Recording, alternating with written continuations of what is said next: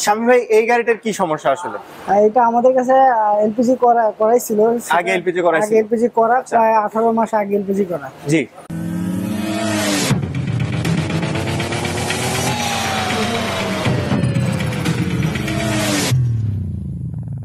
আজকে আমরা এসেছি অ্যাক্টিভ এলপিজি কনভার্সন ওয়ার্কশপে। অ্যাক্টিভ এলপিজি কনভার্সন ওয়ার্কশপে আসার কারণ হচ্ছে এটাই, আসলে বাংলাদেশে প্রচুর পরিমাণ গাড়ি এখন এলপিজিতে কনভার্সন করা হচ্ছে।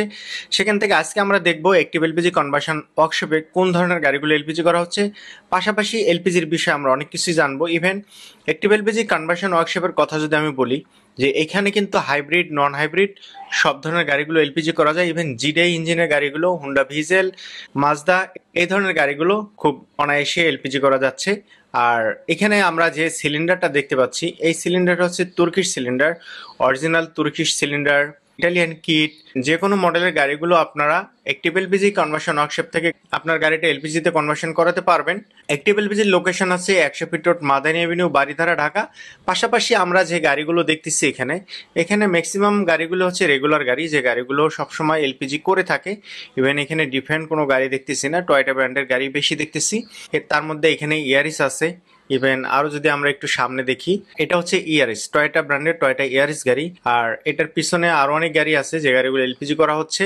আর এলপিজির ক্ষেত্রে স্পেশালি আসলে ব্র্যান্ডের উপরে ডিপেন্ড করে আসলে কোন মডেলের গাড়ি কোন ব্র্যান্ড দিয়ে এলপিজি করাতে হবে। সাধারণত একটা গাড়ি দেখায় আপনাদেরকে, যে গাড়িটা বাইরে থেকে এলপিজি করা হয়েছিল, অর্থাৎ অন্য কোনো জায়গা থেকে এলপিজি করেছিল। আমার সামনে যে গাড়িটা আছে, এই গাড়িটা অন্য কোথাও থেকে এলপিজি করা হয়েছে। যেখান থেকে এলপিজি করার পর সেখানে কিন্তু ফিল্টার দেওয়া হয়নি, ফিল্টার ব্যবহার করেনি। তো এই ধরনের আননেসেসারি জায়গা থেকে যদি আপনারা গাড়ি এলপিজি করেন তাহলে সমস্যা হতে পারে। শামীম ভাই, ওনারা যেহেতু এই গাড়িতে ফিল্টার দেয়নি, তো সেক্ষেত্রে কি এটা ফিল্টার লাগানো পসিবল? 100% লাগানো যায়। আচ্ছা আচ্ছা, ফিল্টার দেন তো এই গাড়িতে। সঠিক বোতল তো হয়েছে অনেক আগে, 1 বছরের বেশি হয়েছে, 1-1.5 বছর হয়েছে। ফিল্টার ছাড়াই চলতেছে 1 বছর। ইনস্টল তো আমরা ফিল্টারটা ইনস্টল করা দেখলাম। এরপরে এইখানে যে গাড়িটা আছে, এই গাড়িটার কথা যদি বলি, এটা কিন্তু আগে সিএনজি ছিল, সিএনজি থেকে এখন এলপিজিতে এসেছে, এলপিজি কনভার্সন করা হচ্ছে। পাশাপাশি আমি যদি একটু দেখাই আপনাদেরকে, এসে সিএনজির অ্যাক্সেসরিজ গুলো। আগে যেহেতু গাড়িটা সিএনজিতে চলতো, এখন কিন্তু নতুন করে এলপিজিতে কনভার্সন করা হচ্ছে। আর এই গাড়িটা যিনি নিয়ে এসেছেন উনি কিন্তু আমার সামনেই আছেন। ভাই, কেমন আছেন আপনি? আলহামদুলিল্লাহ, ভালো আছেন? জি, ভালো আছি। ওয়ালাইকুম সালাম। আর যে বিষয় নিয়ে কথা বলতে চাচ্ছি, আসলে বাংলাদেশে যেহেতু ম্যাক্সিমাম গাড়িগুলো এলপিজিতে কনভার্সন করা হচ্ছে, ইভেন সবাই এলপিজি করতেছে, আপনারা নিশ্চয়ই দেখেছেন যে সিএনজি এক্সচেঞ্জ করে এলপিজি করা হচ্ছে।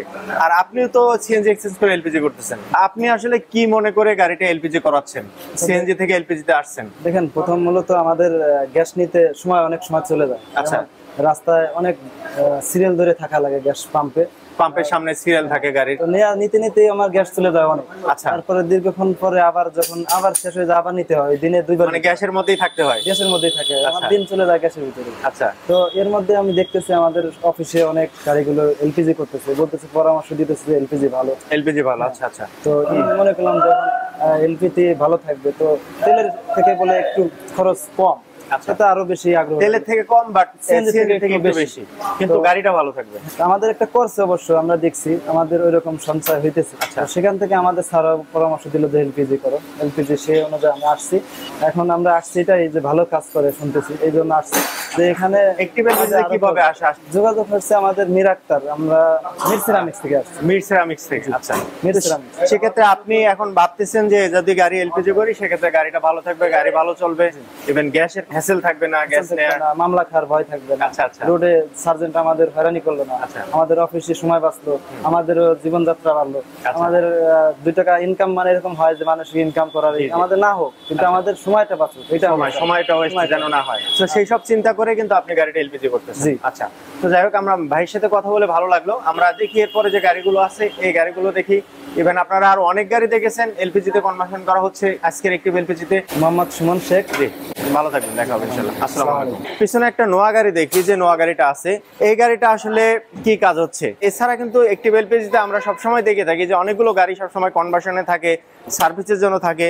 তো এখন যেটা আছে সেটা আসলে নোয়া গাড়ি, আর নোয়া মানেই হচ্ছে টয়োটা ব্র্যান্ডের গাড়ি। এই গাড়িগুলো এলপিজি করেই থাকে। আজকে শুধু চেক করার জন্য আসছে। তো আচ্ছা, আমরা আফটার সার্ভিস কোনো আফটার সমস্যা আছে সার্ভিস কিনা? কোনো প্রবলেম আছে কিনা ওগুলো আমরা চেক করে দিব। তেমনি গাড়িতে কোনো প্রবলেম নেই। গাড়িতে কোনো সমস্যা না না ওটা সো যাই হোক, এটা হচ্ছে নোয়া গাড়ি। আর এর আগে পরে যে গাড়িগুলো এলপিজিতে করেছেন এখন মোটামুটি অনেকদিন পরে আসে, আসলে সার্ভিসের জন্য কোনো সমস্যা আছে কিনা। হ্যাঁ, এটা প্রায় আপনার 18 মাস পরে আসলো আজকে আর কি।